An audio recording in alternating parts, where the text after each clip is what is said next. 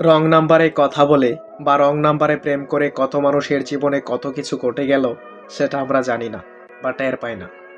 একটা অবিবাহিত মেয়ে আর একটা ডিভোর্সি ৭ বছর সংসার করার পর ৫ বছরের একটা ছেলে সন্তান আছে, এমন একটা ডিভোর্সি ছেলের ভালোবাসার গল্প শোনাবো আজ।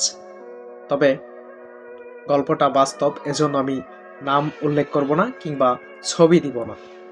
অবশ্যই গল্পটা শুনবেন, গল্পটা ভালো লাগবে। ৭ বছর সংসার করার পর ৫ বছরের একটা ছেলে সন্তান রেখে ছেলেটার বউ তাকে ডিভোর্স দিয়ে কোনো একটা কারণে চলে যায়।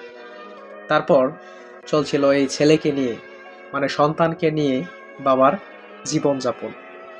তবে ওই সন্তানটা তার দাদুর কাছে থাকতো। ওই ছেলেটা, মানে যার কথা বলছি, গল্পটা যাকে নিয়ে, ওই ছেলেটা অনেক দিন এভাবে যাওয়ার পর হুট করে রং নাম্বারে একটা ফোন আসে।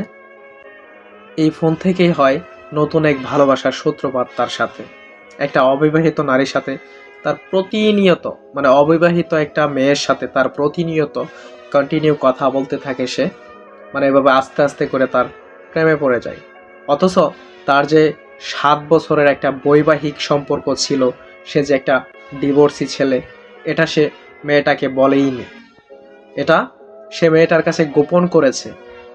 এভাবে শুধু এটা নয়, তার যে একটা বাচ্চা আছে, মানে ছেলে আছে, ওইটাও সে গোপন করেছে।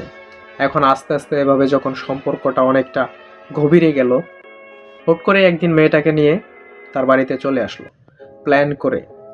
বাড়িতে আসার আগে সে যে তার যে একটা বাচ্চা ছেলে আছে, ওইটাকে তার দাদুকে দিয়ে, অর্থাৎ তার মাকে দিয়ে তার আরেকটা ফুপির বাসায় পাঠায় দেয়। খালি বাড়িতে সে মেয়েটাকে নিয়ে আসে, যেন মেয়েটা এসে জানতে না পারে তার একটা ছেলে আছে। ১ সপ্তাহ যাওয়ার পর হুট করেই তার ছেলেকে নিয়ে আসে তার মা, এবং তারা তো বিয়ে করে ফেলে। এখন কি আর করা, হুট করে ছেলে তাকে আব্বু ডাকতে শুরু করলো। তখন তো মেয়ের চোখ কপালে উঠে গেল, তার বাচ্চা আসলো কই থেকে। তারপর জানতে পারলো সে একটা ডিভোর্সি ছেলে, তার ৫ বছরের একটা বাচ্চা আছে। ৭ বছরের বৈবাহিক সম্পর্ক ছিল, যা ডিভোর্স হয়ে গেছে।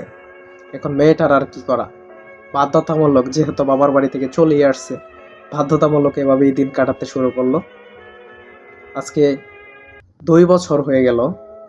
এখন পর্যন্ত আলহামদুলিল্লাহ সম্পর্ক ভালো চলতেছে বা ভালো আছে। মেয়েটা মানায় নিছে, মানায় নেওয়ার চেষ্টা করতেছে, ঠিক আছে।